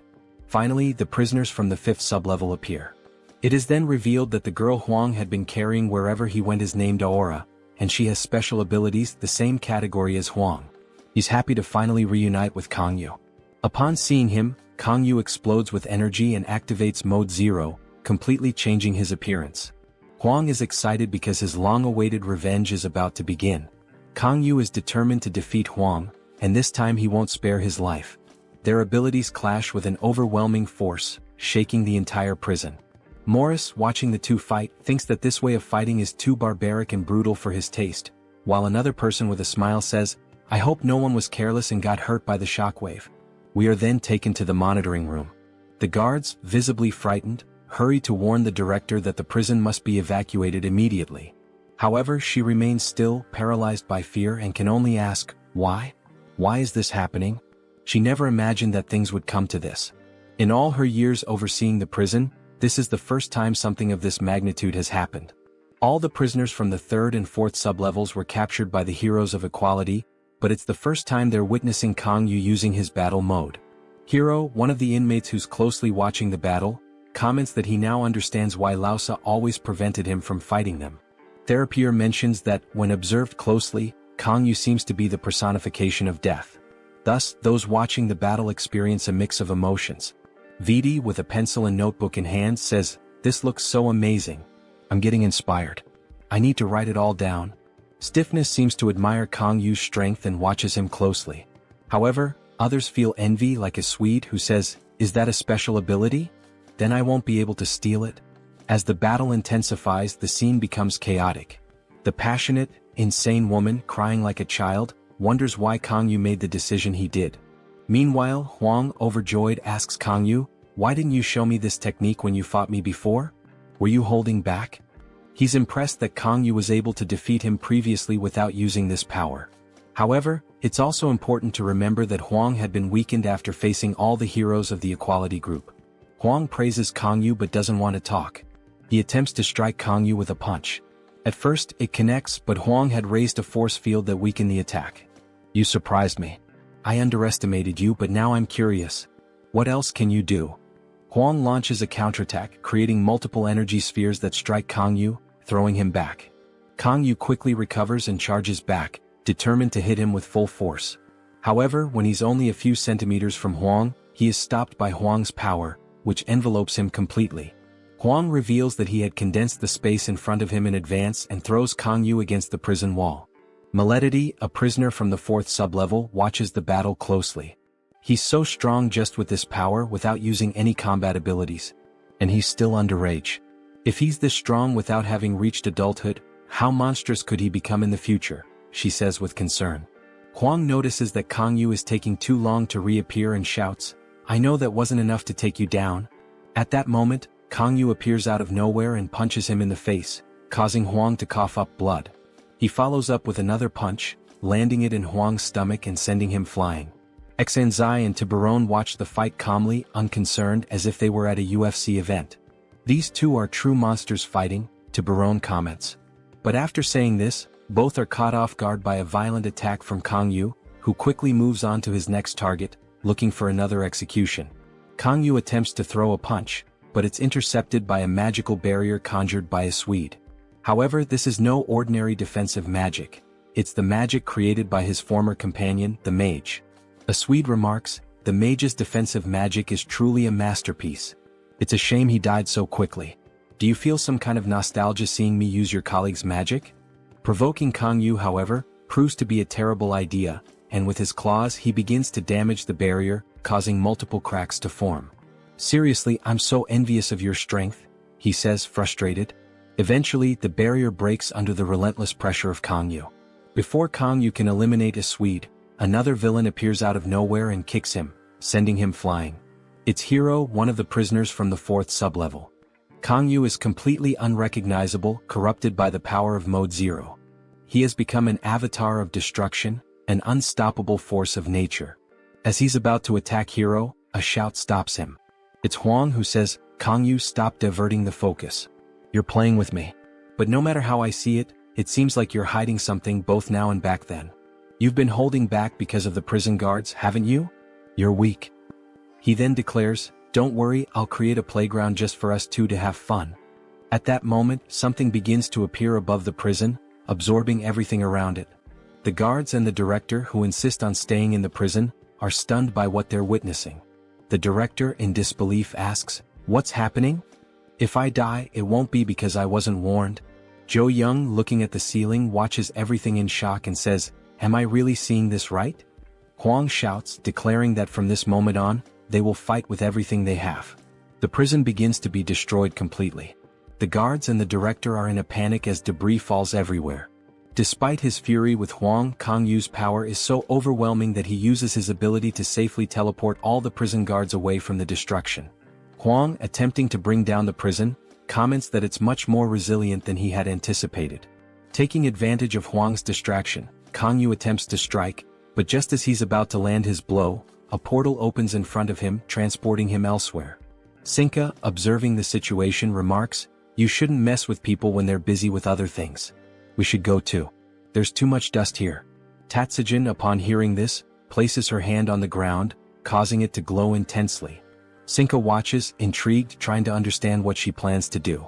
Then it's revealed, Tatsujin uses the iron flooring of the prison to craft a sword. Sinka questions why she's going to such lengths when she could simply use one of her own portals. But just then Tatsujin uses her sword to create another portal. Sinka, surprised, responds, "You didn't need to go to all that trouble for something unnecessary. We can just use one of my portals." Elsewhere in the city, people are taken aback by the sight of Gangyu. His beastly appearance attracts the attention of thousands of curious onlookers. But before he can move, a new portal opens beneath his feet, transporting him to yet another place. As everyone questions whether he's a villain, Gangyu finds himself face to face with a massive sphere of debris, and above it floats Huang. Using his powers, Huang compresses the sphere, causing it to explode, launching debris in all directions and leaving a huge crater. Huang descends and stands before Gangyu, who is kneeling and slightly injured. From a distance, Sinka, her bodyguards, and the prisoners observe the scene. Sinka tells them to stay out of it and simply watch for now. The reason the criminals obey Sinka, despite not looking like the type to follow orders, is that she personally visited each one. She introduced herself and promised to fulfill their desires, successfully convincing them to join her Alpha World plan. Of course, not everyone agreed at first. For example, the young Aswad was initially captured by the hero mage. "What happens if I refuse your offer?"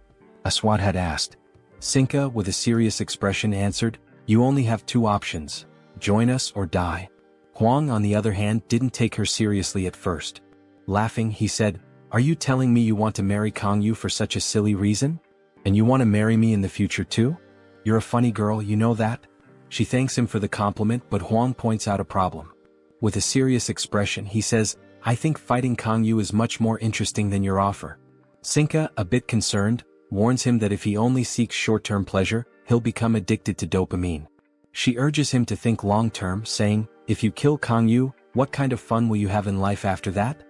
Huang admits that he knows he'll likely die, but he's determined to enjoy every moment before that happens. Sinka then explains that if she has a child with Gangyu and another with him, their children will keep them entertained once they grow up. She reminds him that once Gangyu becomes an adult, he will be even stronger than he is now. "At that point, you'll be able to enjoy yourself even more with Gangyu," she says excitedly as the tension between them continues to build. Sinka, with a confident smile, says, "You'll have fun until the end if you work with me." Huang looks at her with a glint in his eyes, smiling as he responds, "All right, let's try your way then. This is going to be so much fun." She smiles, pleased with his decision, but Huang clarifies, "I don't love you."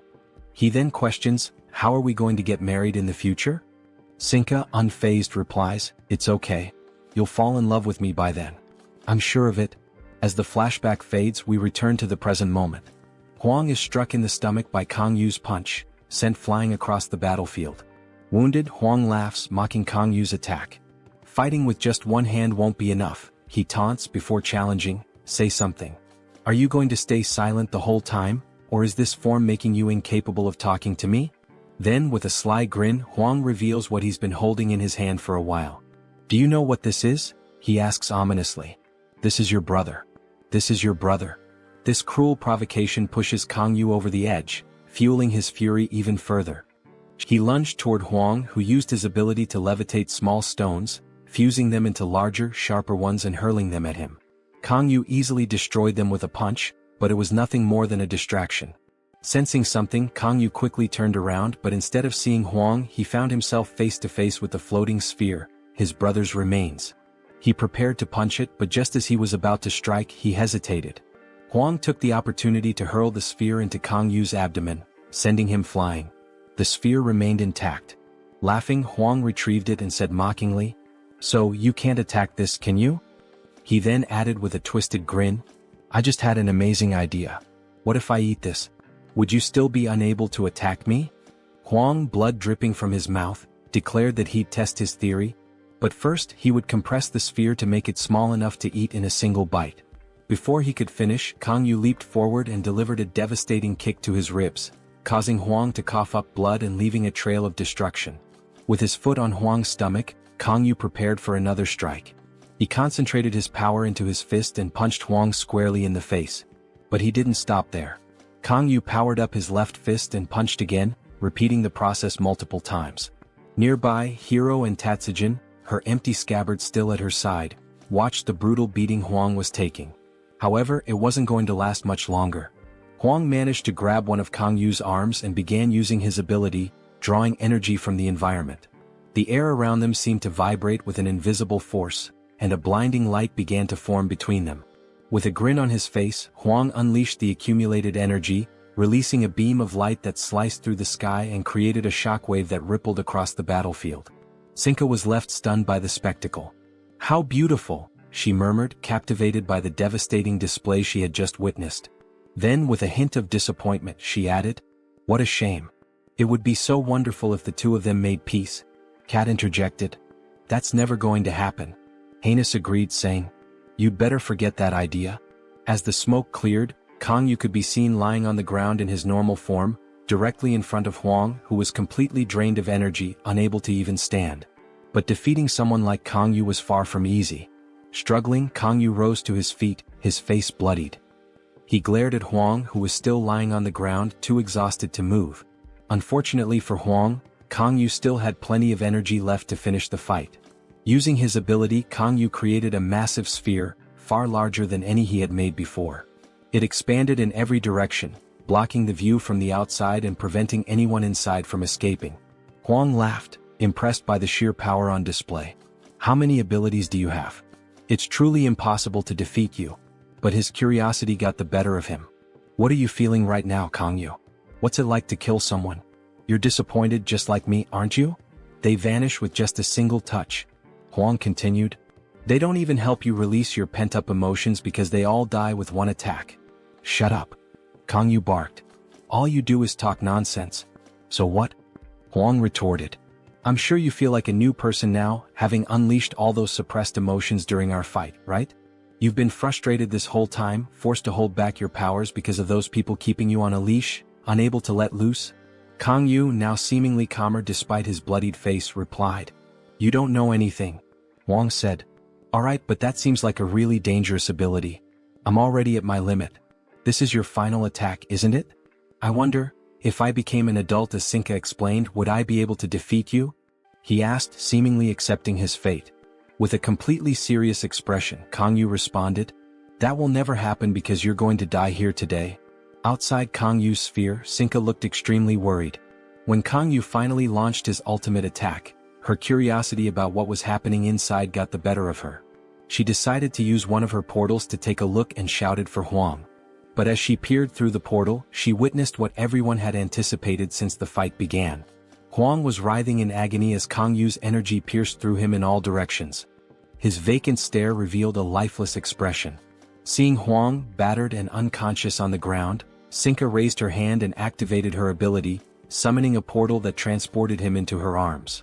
She urgently pleaded with Terapai to heal him quickly. Terapai approached and asked her to step aside, examining Huang closely. "I can't believe it. He used his ability to protect his vital points even after all that. Incredible. He has impeccable combat instincts." Terapai then used his own arm to absorb the lingering energy embedded in Huang's body. He reassured Sinka, "He'll be fine." But Sinka remained worried, noticing Huang hadn't regained consciousness. she shouted desperately, begging him to open his eyes. Seeing that the ability affecting his arm wasn't dissipating, Terupai muttered, "Seriously, this is a truly disturbing power." Without hesitation he cut off his own arm. Thanks to his extraordinary regenerative ability, a new arm grew in its place. He then turned to the others and asked, "So, what do we do with Gangyu now?" Hiro replied, "What do you think? Of course we need to kill him here and now." But someone interrupted, asking them to wait. It was Sinka, who said she wanted to speak with Gangyu one last time to try to convince him to join their cause. Meanwhile, Gangyu, exhausted, struggled to gather the strength to stand. When he finally managed to get up, he realized Huang was gone, leaving him alone in the massive crater. On the ground near him lay the remains of his brother. Gangyu stared at the sphere for a while before picking it up. Holding it in his hands, he remained silent, perhaps blaming himself for his brother's death or reminiscing about the good times they had shared. Sinka appeared before him through one of her portals and spoke softly, "It's not too late for you to change your mind. Come with us, please." However, Gangyu only grew angrier upon seeing her. He blamed her for his brother's death and saw no remorse or regret in her expression. Summoning what little energy he had left, Gangyu channeled his power into his hand, which confused Sinka. She couldn't understand why he was acting this way. In her distorted view, she was simply trying to save the world. Before she could react, Gangyu was struck by a sudden jolt of electricity. A voice rang out. "It seems there's no room for negotiation." It was Aswad, with a glowing magic circle activated in his hand. "Let's kill him quickly before he regains any of his energy." Any objections? Some of the villains agreed and prepared to attack, while others seemed conflicted. Friachua remarked, "I feel so bad for this young man." A frightened little girl commented, "I'm scared of killing people, but I'm even more afraid of him staying alive." Natura said, "It's not so bad becoming one with nature." Maledith, on the other hand, complained, "Ugh, I'm starving. Let's just end this already." Stiffness smirked, "Gangyu will definitely keep me entertained." Meanwhile, Vidi, with her notebook and pencil in hand, said, "I can't believe this is how it's going to end." Jiyong comments that Gangyu is more frightening than the demons themselves. Meanwhile, Ho, who had been bothering Jiyong, says he looks like a scared kitten. The most eager to kill him is Hiro, who uses his ability to grow larger and demands everyone get out of his way. He raises his arm high and throws a punch with all his strength in Gangyu's direction, who still manages to resist while protecting the remains of his brother. But the attacks were only beginning, and soon the other villains started using their abilities to attack him as well. It's unclear how much time passed. Lying on the ground, with the remains of his brother encased in his power in his hands, Gangyu was about to face another attack from Hiro. As Hiro was about to stomp on him, a smoke enveloped the entire battlefield. A blue glow appeared, stopping Hiro from completing his attack. It was Huang who had finally awakened. Huang spoke up. "Sinka, didn't you say before that I'd become even stronger when I became an adult?" All eyes turned to him, surprised by his words. He continued, "For the first time in my life I have a dream. I want to defeat Gangyu. So don't kill him. I'll do it myself." Aswad crossed his arms, visibly annoyed. "Enough with this nonsense. We need to kill him now." Sinka stepped forward, her voice calm but firm. "Everyone, we're leaving. You all promised to follow my lead. So now we go." Tension hung thick in the air, but no one dared to defy Sinka. One by one, portals opened, whisking everyone away to an unknown location. Before departing, Huang bent down to pick up a fallen hat as a keepsake. He glanced at Gangyu one last time. Huang declared, "This isn't goodbye. It's just to see you later. When we meet again, I will be the victor." The portals closed and the battle came to an end. The Ruculus Prison incident was an unprecedented event. 8 criminals from Block B3, 5 from B4, and 3 from B5 had escaped. At the top of the massive crater, a shadowy figure observed everything with a grin. It was Kingston. "The world is doomed," he said softly. Sometime later, a strange broadcast appeared on screens across the globe. A bizarre TV show displayed a pink star wearing a diaper, conversing with a girl in a forest. The context of their conversation was unclear, but the girl kept repeating that she wasn't ready. Suddenly the broadcast glitched. When it resumed, the image of Earth appeared, with an alpha symbol prominently displayed. A female voice echoed, "Welcome to the Alpha world. I am Sinka, destined to become the Eve of this new world. Behind me are Heinous and Cat, my chosen guests." Sinka's voice grew steadier as she continued. "You must be wondering, what is the Alpha world? It's simple. Alpha will be humanity's new home and Earth will be transformed. We, the Chosen, will be the neo-humans who will build this future. She outlined the conditions for joining this new world. Possess extraordinary abilities. Do not protect unselected individuals. Be healthy and capable of reproduction. And what will happen to those who aren't chosen? Her smile turned cold. In Sinka's view, those with weak genes are committing a crime against the remaining humanity. And crimes like this deserve death. Next month we will select the neo-humans. The Chosen will receive invitations through portals. Those who refuse will be seen as defenders of weak genes and will also be eliminated. Take this seriously. Let the neo-humans be glorified. The transmission ended with a chilling bye-bye from Sinka. In a dimly lit room, a large table surrounded by shadowy figures came into focus. The members were deep in discussion about the Ruculus Prison incident and Sinka's broadcast, which had sent shockwaves across the world. Finally, one of them stepped into the light. Bisset, the world president, addressed the group. Let's officially begin the meeting of the World Council. He gestured toward a screen showing an image of Sinka and her two allies. This is the woman who attacked the prison with a magnetic pulse. Do we have any records of her in the villain database? One member replied. We reached out to the Hero Association, but she isn't listed. This is a serious issue. Bisset murmured. I can't believe this happened right after the equality heroes were killed. Another member asked how they should respond, but Einheit, leader of the Workers' Party, interjected. Before we discuss any plans, we need to make a few things very clear. The prison warden, Si-Hoon Zhou, granted permission to execute criminals at her discretion, without reporting to her superiors. How can someone give another person the right to execute people as they wish? This caused an alarming level of chaos and confusion. Taraiti, the former president of the Hero Association and current leader of the World Party, interrupted. You're still spewing nonsense even in such a critical situation? He snapped. Warden Si-Hoon Zhou made the best decision possible under the circumstances. I would have done the same. Einheit disagreed. Regardless of how urgent the situation was, she should have at least reported it beforehand, he argued. Taraiti countered, saying, even that small delay could not be afforded, and I understand why she sought out Si-Hoon Zhou. He turned to El Guido, the Minister of Justice, and asked for his opinion. El Guido hesitated before responding.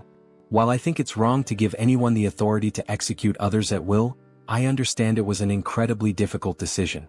After all, it was a unique situation. Buddha, the Lieutenant Colonel of the Fire Corps, voiced concerns about the suffering of the population. Meanwhile, Krum, the police commissioner, emphasized the current state of chaos and public safety following the broadcast. Guerra, the Deputy Minister of National Defense, pondered aloud. Should we treat this as a war or merely as a prison escape incident? Taraiti grew agitated again. I warned you that all of them needed to be killed. We're in this mess because you kept dragging your feet with the executions. Don't you agree? Krum defended himself, claiming he had no involvement. Taraiti scoffed. If I were still the president of the Hero Association, those criminals would have been eliminated long before any executions were needed. Ever since Lausa became president, the world has been in endless decline, he said angrily. Buddha remarked that Taraiti hadn't changed, while Einheit retorted, what you did as president wasn't right. Most of the heroes you led were mentally unstable. Taraiti shot back. It was better to tie them to the title of hero than to let them become villains. Einheit wasn't convinced. All you cared about was calling them heroes. Look at the results. After Lausa took over, people who could have become heroes turned to the other side and caused problems everywhere. Frustrated by the argument, Taraiti declared, you're all just obsessed with some idealized world and fail to see the reality in front of you. Bizet, observing the escalating tension, glanced at the only empty chair and commented, if Lausa were here, I wonder what she would have said. Taraiti was visibly irritated. Even in death, Lausa continued to overshadow him. The position of Hero Association president had remained vacant since her death. After the meeting, Taraiti entered his car, where his assistant greeted him. How did it go? Any updates? She asked. It was garbage, Taraiti replied bluntly. My colleagues are infuriating. I don't see the point in all this discussion. We just need to kill all the villains and that's the end of it. This is all Lausa's fault, he muttered. His assistant inquired about his plans moving forward. Taraiti explained. Ever since Lausa became president of the Hero Association, those in favor of reform, composed of the Workers' Party, the Fire Corps Lieutenant Colonel, the Deputy Minister of National Defense, and the President of the Hero Association, have always had the majority in the CMS. Those of us in favor of punishment, including myself, the World Party leader, and the police commissioner, are always outvoted. Then there's the neutral bloc, which consists only of the Minister of Justice. Even the current president leans more toward Laosa's side. That's why our opinions are always ignored. But now that the position of Hero Association president is vacant, we just need to place someone on our side in that seat. If it's 3 against 3, we'll finally have our voices heard. That's why we're going to meet Gangyu, a former hero of equality. I'm sure others have started making their moves as well. His assistant asked skeptically. But wasn't Gangyu close to Laosa? How could he help? Yes, he was, Taraiti admitted. But the current situation has changed a lot, don't you think? Let's meet him. They headed to the hospital, where Gangyu was undergoing treatment from various healers. Despite their efforts, his condition was so severe that it was taking an unusually long time to restore him to normal. Unconscious, Gangyu drifted into a dream. In it, he questioned why heroes couldn't kill cruel villains. One of his former teammates replied, "When I joined Equality, I had the same thought, but I found my answers. I'm sure you'll find yours during your journey with Equality." Gangyu then asked another teammate, "Are you talking about killing people with my own hands?" "No way. The day heroes have to kill is the day I stop being a hero." Finally, he posed the question to Tomo, who responded, "My sister is a criminal on death row in prison. Even though she committed a crime deserving of the death penalty, I believe she should have been given a chance to atone for it." Seeking clarity, Gangyu asked the mage hero, "Why can't heroes kill villains?" The mage pondered before replying, "What if we flip the question? Why should heroes kill villains? Is it because they have no value alive? Or because they've given up on being human? What humans have value when alive? And what does it mean to be human?" Such difficult questions. Let's think about it together. But this response only brought more questions than answers. Finally, Gangyu asked Laosa, who replied, "A hero's job isn't to kill villains. Our job is to save everyone. From now on, save others with us. I'm certain you'll..." But she disappeared before finishing her sentence. "You'll what?" Gangyu wondered. "Why did everyone leave without telling me the answer?" Suddenly, Hongji appeared and said, "A prison inspector's job is to rehabilitate criminals. I'm not against the death penalty system, but as an inspector, I have the duty to explain to criminals what they did wrong before their execution." Next, his brother appeared, saying, "It is the law that judges people, and we, as prison inspectors, carry out the judgment rendered. That's why, before execution, the duty of the inspectors is to..." But his brother vanished before completing the sentence. Before Gangyu's eyes appeared the one who had caused him so much loss. The figure asked him, "Even you find this fascinating, don't you? Everyone keeps saying these frustrating words, even after everything that's happened, right?" Gangyu couldn't understand what was happening, until he finally woke up from the nightmare. He found himself in a hospital room. It was impossible to see a familiar shadow at his side. With a gentle voice, someone said, "Mr. Gangyu, I'm glad you've woken up." It was Lifos, who, clearly worried, asked if he was truly all right. Gangyu looked at her, confused, trying to process everything that had happened. Lifos apologized, saying, "I should have gone to help you at the prison. I knew something was happening, but I didn't know the details, as Warden Xianzhou hid the fact that a rebellion had occurred." Gangyu replied, "It's fine.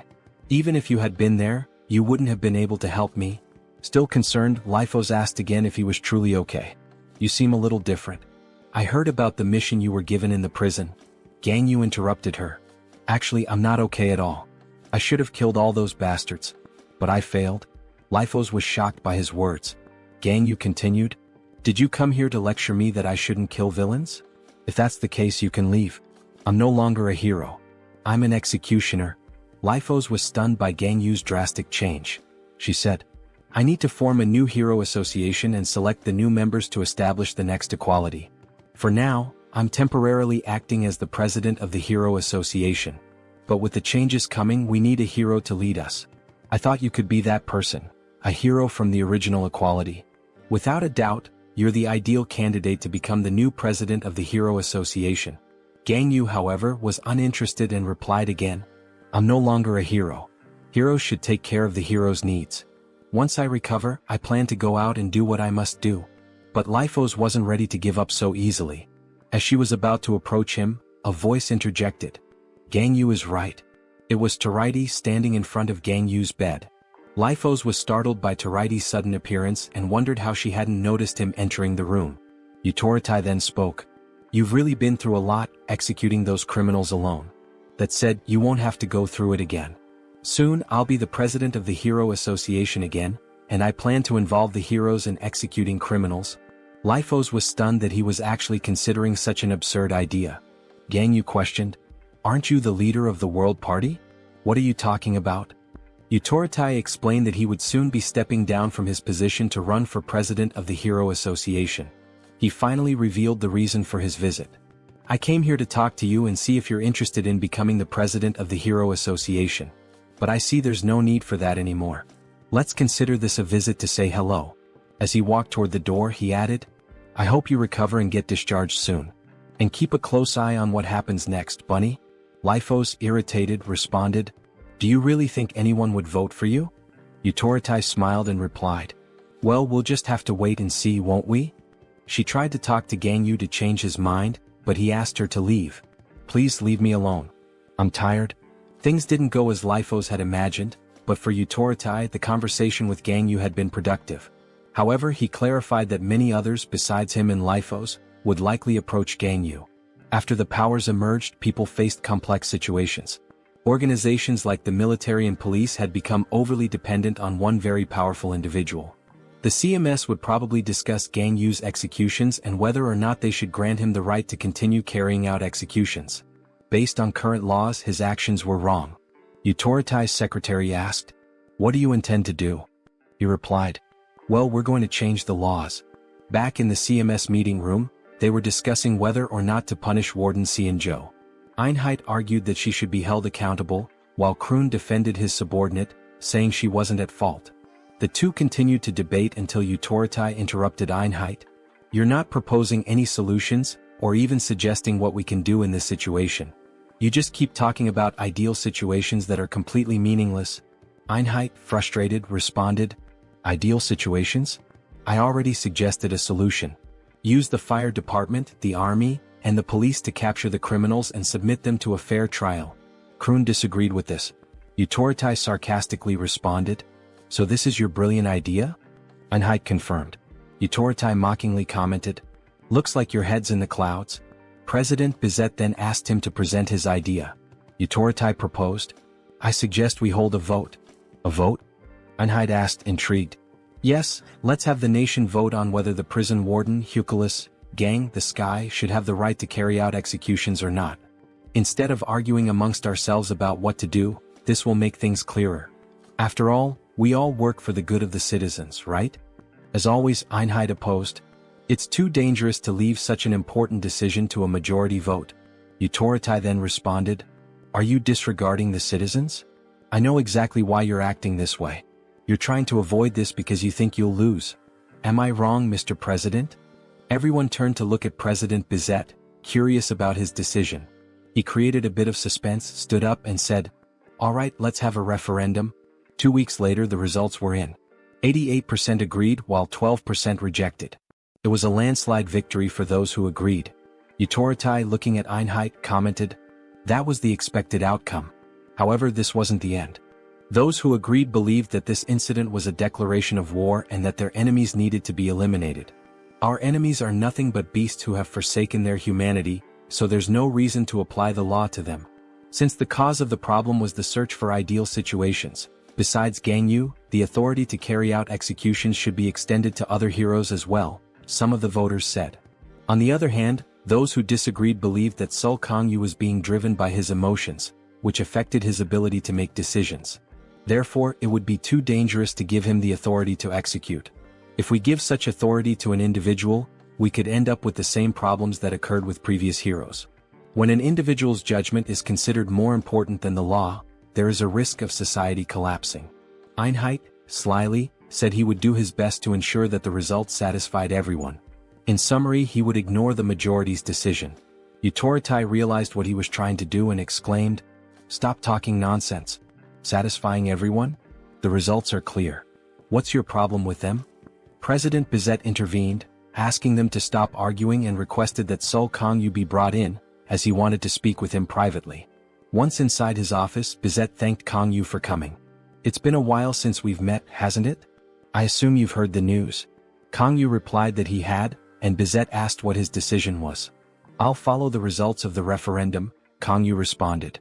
"I'll execute them all myself?" Bizet hypothetically asked. "What would you have done if the results were the opposite?"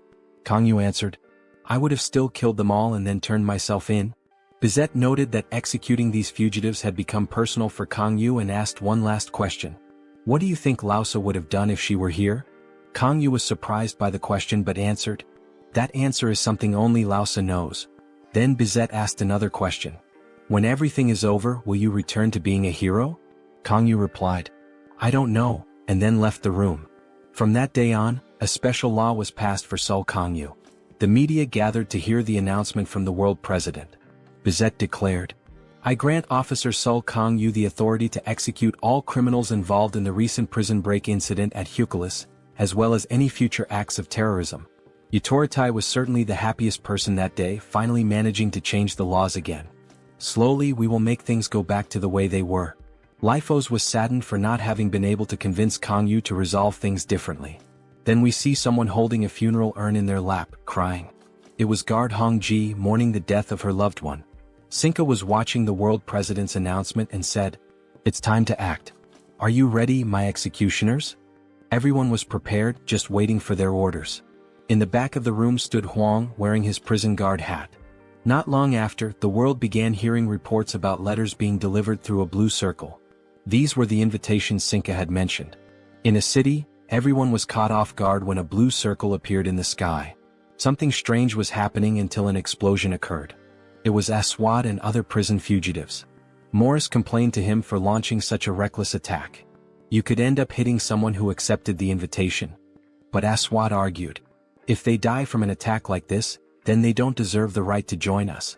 Sinka once again appeared on screens worldwide to make an announcement. "Hi everyone. I'm Sinka. I just wanted to let you know that from now on, executions will begin for those with unchosen genes." Then Aswad, Morris, Ho, and Juyong were seen emerging from a portal in Portugal. They may be smiling now, but that's temporary. Their worst nightmare is ready to carry out its duty, and this time no one will escape. In the World Security Council meeting room, an employee reported that, based on materials sent by the Hero Association, the individuals involved in the attack were Aswad, a summoner-type villain who was captured by the equality hero, Mage. He is capable of stealing the summoning abilities of his opponents and recording them in his tattoos. Next, they showed him causing a huge explosion, killing many people, but he wasn't satisfied. "This is still too weak. I didn't manage to steal the Mage hero's attack ability." The next villain mentioned was Ho, a physical type, captured by the equality hero Gyujia. She has the ability to transform her own body into a fox demon. Bored, Ho commented, "Where can I find someone who can tame me?" Next is Hyun Ju Young with special type abilities. He was captured by the Hero Hub, also from equality. Hyun Ju Young can summon extremely powerful demons. He boasted to Ho, "They're powerful, aren't they?" Finally, we have the villain Morris, also a special type, captured by the equality heroine Tomo. "You're so noisy. How rude." Eva is right. Unchosen genes are inferior from birth. The Hero Association quickly mobilized heroes near Portugal to assist with the incident. Utorotai, however, states that it is pointless to ask for help, as they won't be able to assist since they won't kill them. Bizet then says, "All right. In that case, the firefighters will prioritize rescuing civilians." Balda agrees. "Understood, President." Bizet continues, "The army and the police should protect the civilians." Idra responds, "Yes, sir. We'll do that." Crumb, on the other hand, believes this won't be enough and says, "We don't have the power to stop them anyway. The only option is to ask the heroes for help again." Bizet asks El Guido where Officer Seo Gangyu is. He replies that he heard from director Seo Yunjo that after hearing the broadcast, Gangyu immediately headed there. He should be arriving soon. Einheit, irritated, asks, "Why wasn't she fired?" Bizet ignores him and asks, "Is there any way we can find out what our enemies are looking for?" She, a little tense, answers that they still don't know what they're really searching for. Then Sinka appears, speaking to her executioners. "Your goal is to execute people with unchosen genes and help those who accepted our invitation to enter the Alpha world. At first we'll start small. We need to give a sample first. It will be easier to convince the rest of those who receive the invitation to join after that. Now, I want all of you to focus on bringing people instead of executing them. After all, we can kill those with unchosen genes at any time, Morris, realizing they are going overboard with the destruction, asks them to stop. We've heated our bodies enough. Now let's do the missions Eva gave us.